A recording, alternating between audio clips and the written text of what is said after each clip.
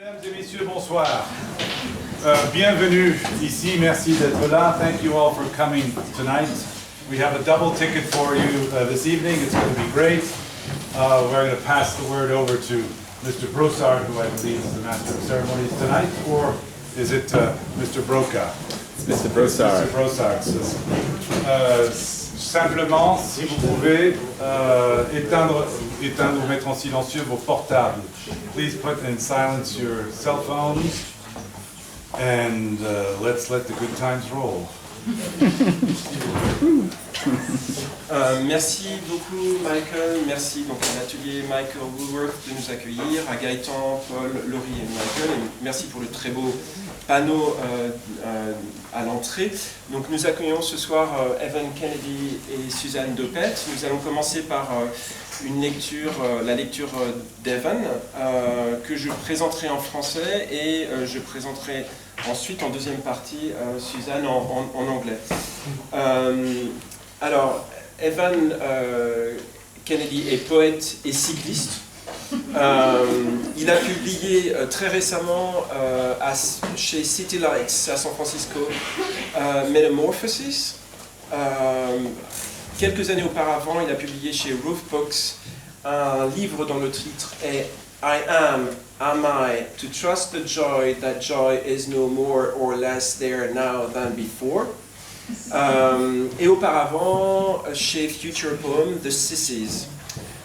Il est l'éditeur d'une maison d'édition occasionnelle, comme sa bio le décrit, qui s'appelle Dirty Swan Projects.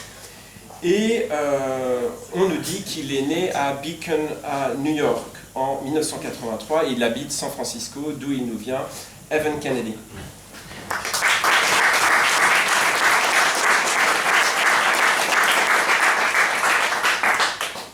Bonsoir. I'm very glad to share the space with you tonight. Say hello afterward. Metamorphoses, it's a book about empire, talking animals, and transience of identity. So let's see what we have in here. Come and go with me. Come and go with me. In the tree of life, I lose my way. Upper branches, tangled vines, self-reflected creation. It's not my decision to forget my origin. A sunbeam illumines me, my descendants, inferiors in branches below. My own face is cawing, blooming, smiling. I was birthed, raised from below, lifted onto a branch, and then I fell into gravity's biomass. The tree of life calls to me, inscribes my lineage. Ears enclose a sonic globe. Beside me are my contemporaries, their close relations, within reach, while I jump, swing, fly to others farther away that I resemble less. Hold on to that image, just hold on to that image. Recite it. I am waiting for these branches to be canceled. Entire history is existent within me. My identity comprises life, nothing more. My appearance is its alteration. San Francisco, Jason. Okay. Donc on a décidé Evan a décidé que les traductions françaises seraient lues d'abord et ensuite le texte anglais. Alors juste que je ne fasse pas de bêtises. Donc scène de poursuite à San Francisco. Au secours, je suis poursuivi dans les rues de cette ville sans fin, cette utopie douteuse. Je monte la côte à fond sur mon vélo, passe devant l'horreur des start-up, je tousse, je râle, mon séducteur toujours à mes trousses. Quand on fuit, on n'ose pas se retourner, ni même sourciller. Mes cuisses percluses de crampes me brûlent et mon cœur va éclater, tant j'avale d'insectes qui viennent éclabousser mes yeux. D'accord, je pédale vite, mais ce taré est aussi rapide que moi. Il donne un coup de boule dans ma roue arrière, je garde le cap, puis tourne vite sur Dubois Avenue, contre le vent. Et là, les passants se sont mis à paniquer. « Crétin, fais gaffe! Et le stop, c'est pour les chiens ?» J'ai failli me prendre une poussette chicose d'où débordait un gamin trop grand sur son iPad, un chien qui coûte plus cher que mon loyer, un conducteur vénère avec sa casquette de beauf des LA Dodgers. Je me faufile entre les voitures qui réclament ma mort à renfort de klaxon. J'appelle au secours. Des dents me déchirent les chevilles et mollets. Il y a du sang et de la salive partout. Soudain, un coup de tonnerre jouissif met un coup d'arrêt à cette scène terrible. L'un de mes génies domestiques a dû m'entendre. Serait-ce Bob Dylan, plagiant Juvénal à Malibu? Shiva admirant les soucis dont j'ai fait l'offrande à Omkareshvar? Ovide en exil, taillant sa couronne de laurier? À moins que cela ne soit Franz Kafka qui regarde passer les voitures à travers les yeux d'un chien errant? Peu importe qui c'est, toujours est-il qu'il ou elle laisse tout tomber pour mon beau visage spectral à l'esprit, demander où, quand, comment. Il connaît mon nom et ma dévotion. Je glisse sur mes pédales, bruit de déchirure. Mes converses noires craquent de partout, mes ongles deviennent des serres, des ailes me poussent aux épaules et bousillent mon blouson noir tout neuf. Merde alors. Mes ailes se déploient et se mettent à battre nerfs, si bien qu'il suffit que je saute de mes pédales pour décoller de mon vélo. Désormais, membre de la société ailée, je jette un œil aux intérieurs victoriens, d'affreux immeubles d'acier et de verre, ces transformations de la ville que j'aime. J'aimerais bien exprimer ma gratitude, mais je ne suis plus l'orateur, ni le tombeur de garçons d'antan. Les plumes de la queue s'agitent dans mon pantalon, le dénime noir s'effiloche et part en lambeaux. Mes dents s'allongent, se rejoignent et s'aiguisent. J'ai désormais un bec profilé pour ma nouvelle fin. C'est peut-être pas très grave, au contraire. Peut-être que j'ai tourné la page de ma vie et de ses obsessions. Peu familier de ma nouvelle espèce, sans y penser à deux fois, je m'envole d'Edgin Park. C'est le quartier où vivait un de mes poètes préférés, Ronald Johnson. Tout en bas, l'agresseur que j'ai semé passe sa colère sur mon vélo. Je m'en fiche, j'en ai plus besoin. Je ne saurais même pas le reconnaître demain.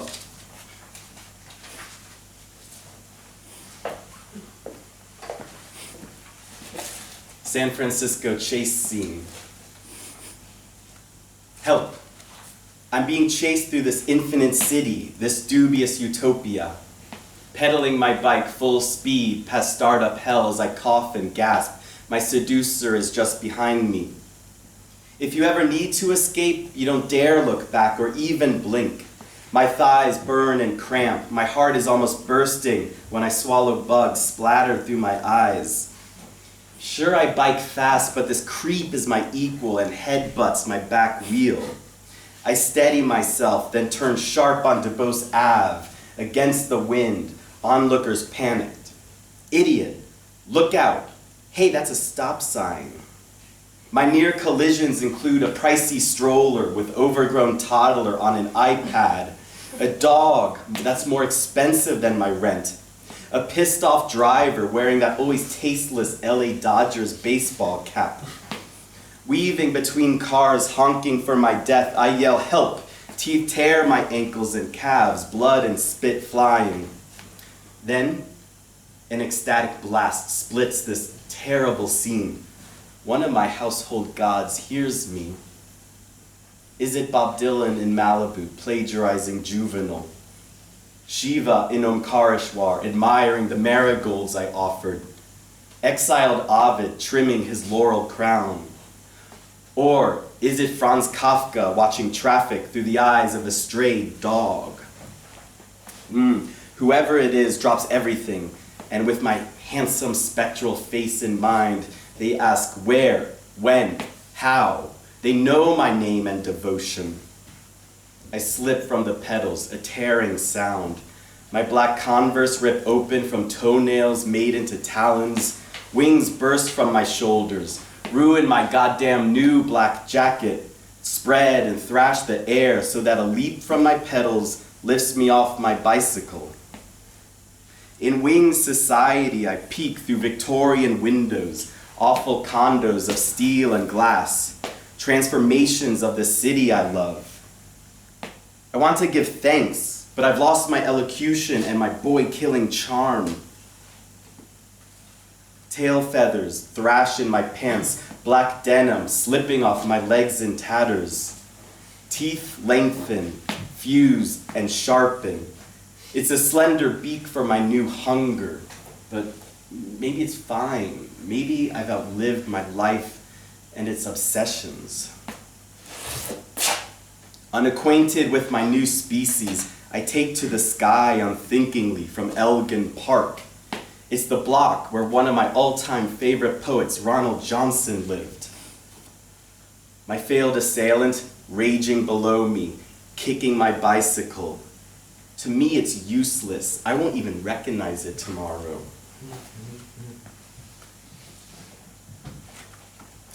John Donne and other mating habits. The Flea, Part 2. It sucked you. It just sucked you. And it also sucked me. Not only this flea, but my chest hair's lice, the fungus that's constellating across your breasts. A wandering crab preferring your crotch to mine. It's a compliment that I verified. I'm declining antibiotics to feel fully bacteria bred from our sex, burning pangs of birth for those too small for sight in our skin and in our discharge. So mine is not just a slut's homage. This is not just an homage from a slut or a host's warm welcome. It's the intuitive expansion of life, facing execution by your fingernail and spared as long as I'm watchful.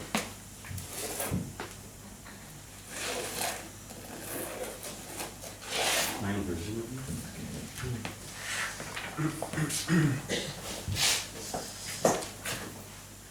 Ma propre version de toi. Je tiens à dire que j'avais jamais entendu Evan lire auparavant. I've never heard you read before, so it's a great pleasure and source of anxiety.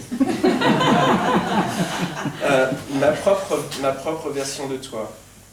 Je me fais ma propre version de toi, à partir de ce jeune qui commence comme garçon de ferme et qui porte un tablier à paillettes, qui m'embrasse sur la joue après m'avoir entendu lire mon premier bon poème, dont le front se couvre de cornes, qui tente de sortir de l'obscurité en présumant l'aube, qui est le visage de Marcella Munch, qui explique pourquoi les choses ont l'apparence qu'elles ont, qui refuse que la haine naisse de son chagrin, qui accroche à sa voile une figurine Hanuman en plastique, qui prend part à la vie d'un moineau posé à sa fenêtre, qui recommande déo et tondeuse à barbe pour que les hommes aient l'air frais, qui, grâce à Isis, repasse de l'âne à l'homme, qui, en découvrant ce qui deviendra sa chanson fétiche, se demande « Que veut dire pastoral ?»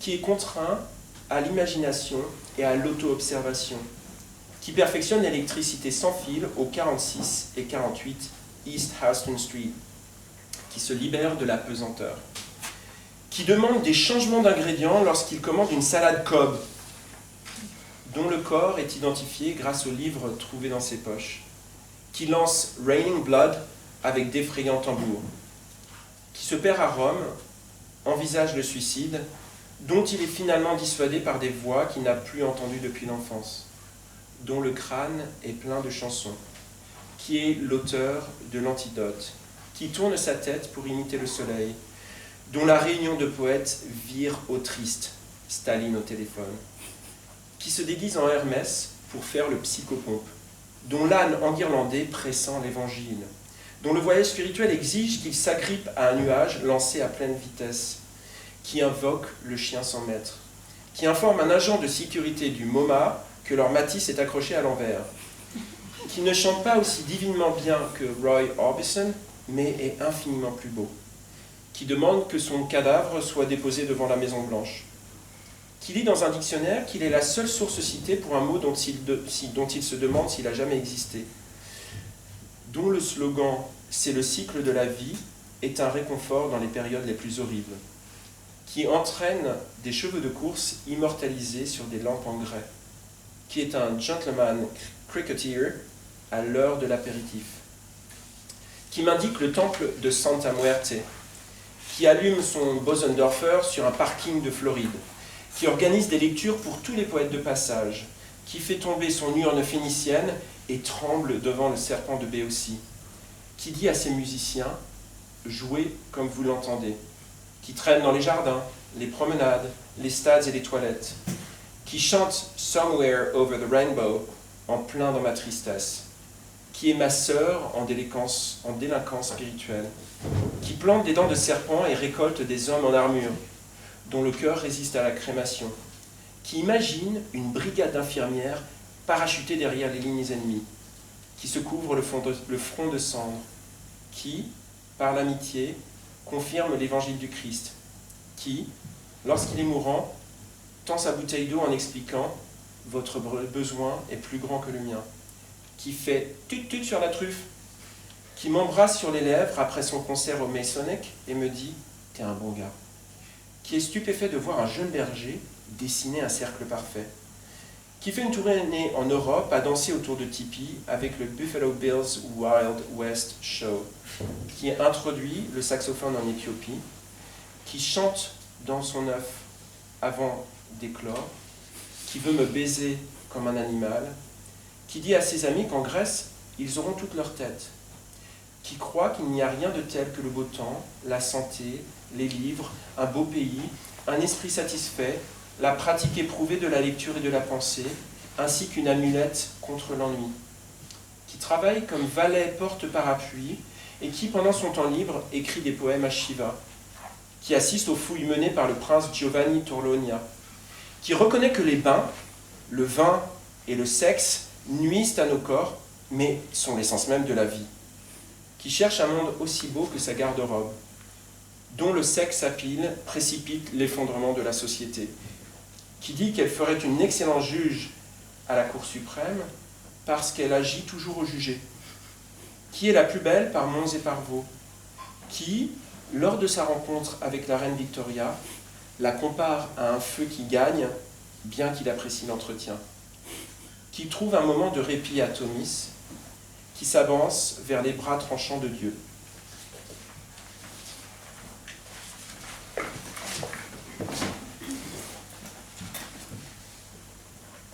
I'm going to sit right down, and I'm going to make my own version of you. From the one who starts out a poor agrarian boy in trouble with the cops, who wears a sequined apron, who hears my first good poem, then kisses my cheek, whose forehead grows horns, who attempts emerging from darkness through the presumption of dawn, who is the face of masala munch, who gives reasons why things look as they do, who refuses his sorrow to turn to hate, who hangs a small plastic Hanuman from his sail, who takes part in the life of a sparrow visiting his window, that's John Keats, who endorses body sprays and beard trimmers for gents to look fresh, that's India's cricket all-star Virat Kohli, who thinks that ISIS is transformed from a donkey back to a man, that is Apuleius, who first encountering her signature song asks, what does pastoral mean? That's Billie Holiday encountering strange fruit, who is forced into imagination and self-observation, who perfects wireless electricity at 46 and 48 East Houston Street, that's Nikola Tesla, who loosens self from gravity,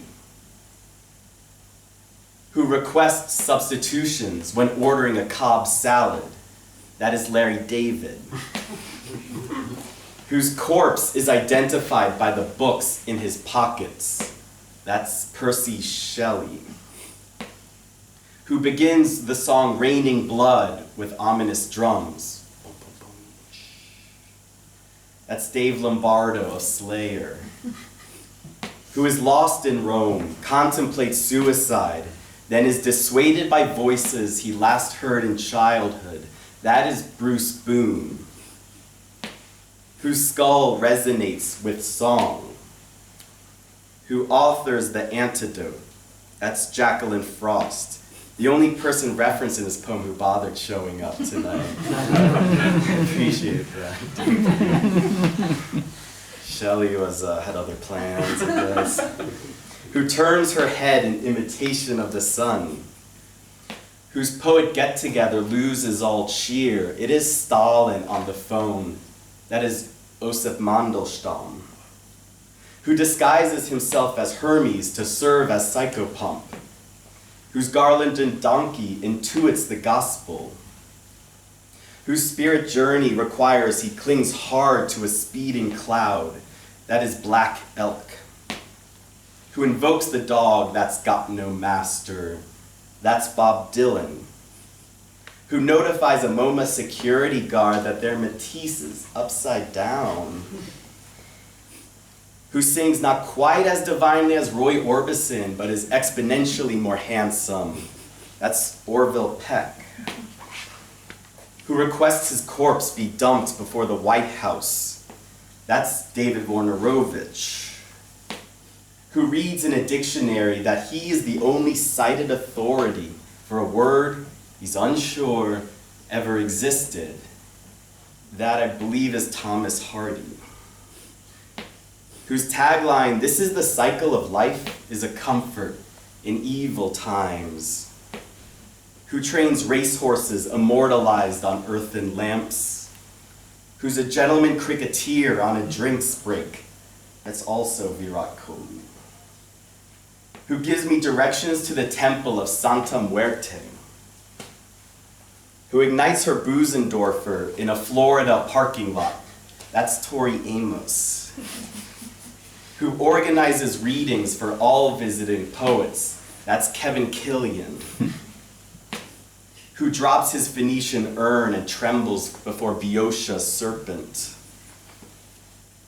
who instructs his session players, go for whatever you're hearing. That's Thelonious Monk, who cruises gardens, promenades, stadia, and toilets. That's Ovid, who sings somewhere over the rainbow in my sadness. That's Judy Garland, who is my sister in spiritual delinquency. That's also Jacqueline Frost, who plants serpent teeth and harvests men in armor, whose heart resists cremation. That might be Chopin or Shelley, I'm not sure which. Maybe both. Who envisions a brigade of nurses parachuting behind enemy lines. That's Simone Weil, who covers his forehead in ash, who through friendship confirms the gospel of Christ, who when dying hands over his water and explains your need is greater than mine. That is Sir Philip Sidney, who boops the snoot, who kisses me on the lips after his concert at the Masonic and says, you are a good boy. That's Iggy Pop, who's stunned to see a young shepherd draw a perfect circle. That's Cimabue encountering Giotto, who tours Europe dancing around teepees with Buffalo Bill's Wild West show. That is Black Elk, who introduces the saxophone to Ethiopia, who sings within its nest before hatching, who wants to fuck me like an animal. That's just about everybody. Who tells friends that in Greece they will be sane. That's Eileen Miles. Who believes there's nothing like fine weather and health and books and a fine country and a contented mind and diligent habit of reading and thinking and an amulet against the ennui. That is John Keats in one of his letters, who works as an umbrella holder and in downtime writes poems to Shiva. That's Alama Prabhu, who assists excavations by Prince Giovanni Torlonia, who acknowledges that baths, wine, and sex ruin our bodies but make life itself. That is some anonymous graffiti from Imperial Rome. Who seeks a world as beautiful as his wardrobe, whose sexual charisma catalyzes societal collapse, who says she'd be a great Supreme Court justice because she has always been judgmental. That's Fran Lebowitz, who's fairest among hills and vales, who meeting Queen Victoria likens her to an approaching fire but enjoys his visit. That is again Black Elk, who finds a moment of mercy in Thomas, that's Ovid, who walks into the blade-like arms of God.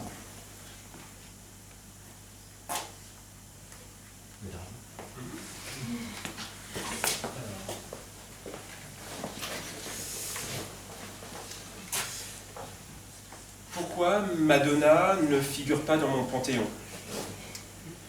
Je me suis fait virer de son concert. J'en ai encore tellement honte. Je me suis éclipsé du balcon, je me suis faufilé jusqu'au parterre. Je l'ai effleurée vraiment légèrement alors qu'elle dansait dans la travée. Ses épaules ont frôlé mes deux mains jointes. Le lendemain, j'ai raconté à Bruce comment j'avais perdu la tête et mon portefeuille lorsque je me suis fait dégommer par ses gardes du corps.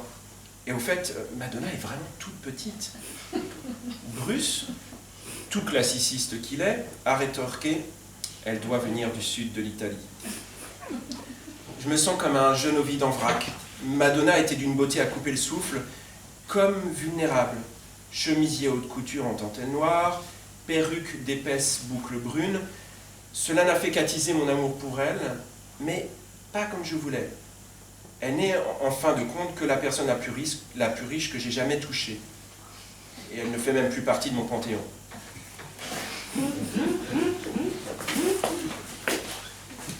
So speaking of missing wallets, I have 5 copies of this for sale. 15 euros. Why Madonna is not in my pantheon. There was so much speculation going on in the Bay Area that I had to write this poem, put everything to rest. Here we go. I was kicked out of her concert. I'm still so ashamed. I snuck from the balcony to the orchestra, and I touched her, just lightly, as she danced up the aisle. Her shoulders spanned my 2 hands. The next day, I told Bruce Boone about how I lost control and also my wallet when Madonna's bodyguards 86'd me. Oh, and Madonna's really tiny. Bruce, like a classicist, said, she must be from the south of Italy. I feel like young Ovid on his worst day. Young, worst day. Young, worst, young. Madonna was breathtakingly beautiful, even vulnerable. Couture black lace blouse, wig of taut brown curls. Black lace blouse, taut brown curls. It affirmed my love for her, though not as I would like. She's only the richest person I've ever touched. She's not even in my pantheon anymore.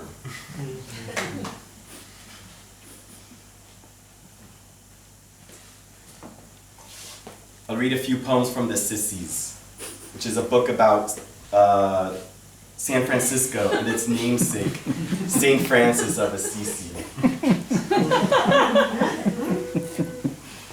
Bring forth anything within you to save you. So made changeless, a wave or nerve will enact its fullness.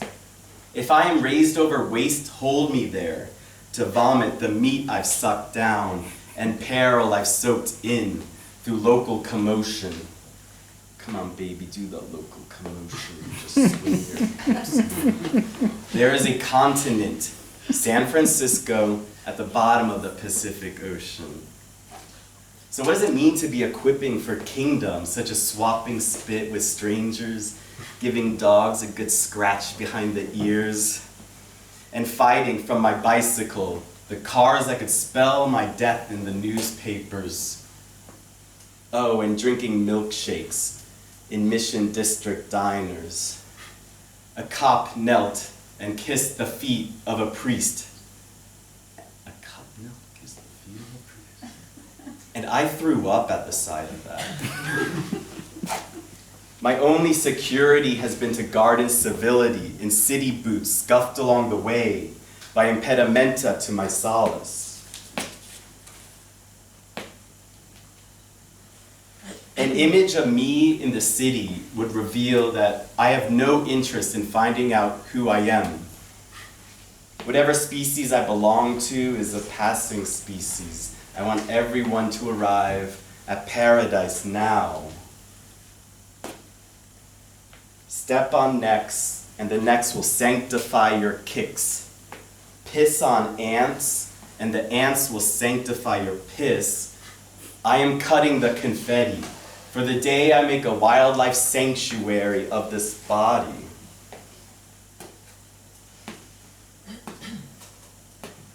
Law is a flaw, family a fable, cops all corpses, and love a loss in this rehearsal for the relinquishment of my body.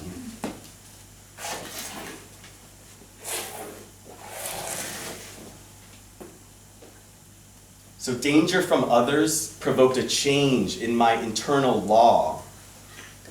I was no flawed creature, but the unpersuaded, they sure made their case with their brutality. They tied me to a fence. They began thrashing the life out of me. If the meek deserve to jubilee, in what bodies are we to defend ourselves and our supple registers of bonhomie?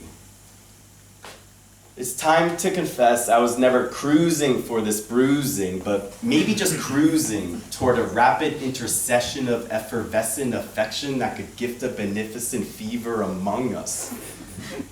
A rapid intercession of effervescent affection that could gift a beneficent fever among us. Angels arrived in hospitality, and I still hear my body groan in that aftermath. I'm still hearing my bones groan in that aftermath. Keep safe on Earth's surface, your secret brother, but attendant overhead. I feel like Nosferatu. Attendant, keep safe on Earth's surface, but attendant overhead. A strangeness strolling, in tune with some sickly, beastly or gone, cooing love, showing proof, a map of tidy perils, and charges shaped to haven's labor. Go where those others went, to that unsought prize, lost to me, if myself, articulated when accidental, and extend your season to walking flea colonies, those walking flea colonies, your peers. Ask readmission to their company, where a splinter turns their chests, withdrawn and taut.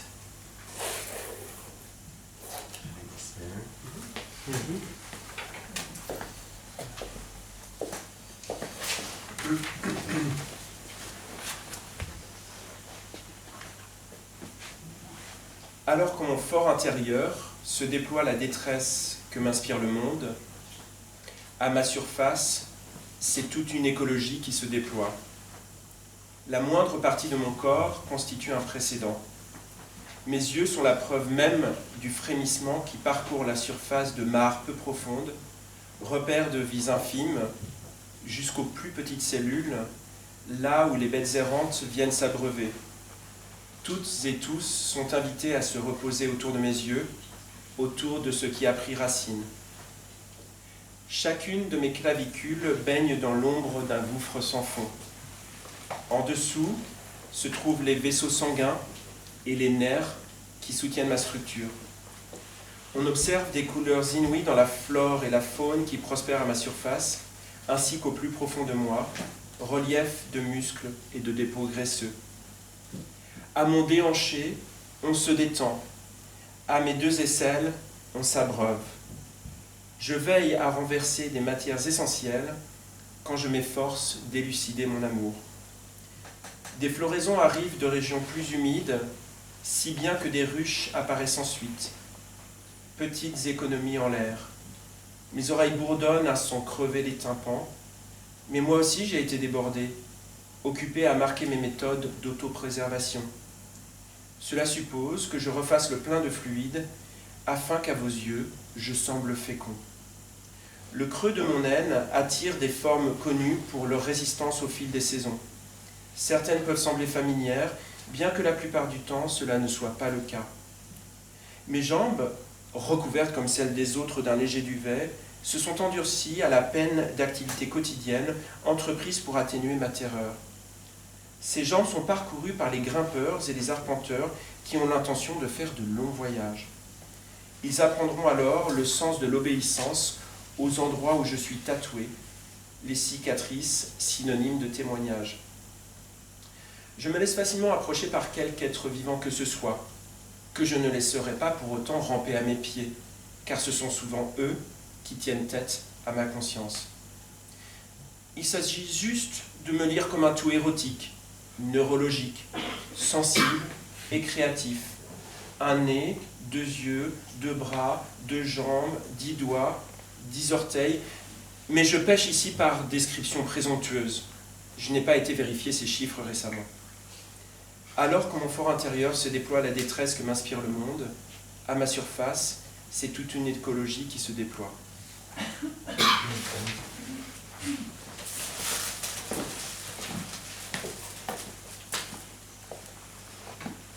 When despair about the world grows in me, on me grows an ecology. Anything on me is precedent. My eyes exemplify the rippling scene in shallow pools, inhabited by the smallest lives, even singular cells, and where roaming animals refresh themselves. All are welcome to rest around my eyes and whatever has taken root. At each of my collarbones is a chasm with shade. Beneath are the blood vessels and nerves that assist my structure. Unheard of colors are found on the flora and fauna inside and around me, a terrain of musculature and fatty deposits. The rolling of my hips is a place of relaxation. The pits of my arms, 2 sources for watering. I always spill essential materials when making my love comprehensible. Blooms extend from damper regions, so beehives later appear. They're almost like little economies in air. My eardrums may rupture from their buzzing, but I have been busy too, marking my methods of self-preservation. This includes replenishing my fluids so that you can find me fecund. I just want you to find me fecund. The hollow of my groin attracts forms known for their resilience through the seasons. A few are familiar, though often they are not. My legs, covered like others with a light down, have hardened from everyday activities and curtailing my terror. These legs are negotiated by climbers and traversers intent on lengthy journeys. There they may learn obedience around the places I am tattooed, a scarring synonymous with testimony. Any living thing can approach me, but I would never let them grovel at my feet, because it is often my feet that resist my conscience.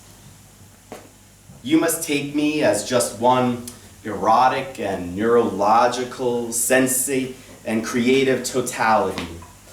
One nose, 2 eyes, 2 arms, 2 legs, 10 fingers, and 10 toes. Though my description here is becoming presumptuous, I've not recently verified these figures. When despair in the world grows in me, on me grows an ecology. A knife cut the fish, that drank the water, that doused the fire, that burned the branch, that perched the bird, that fled the hand, that drafted these lyrics. Merci beaucoup. Thank you so much for your attention.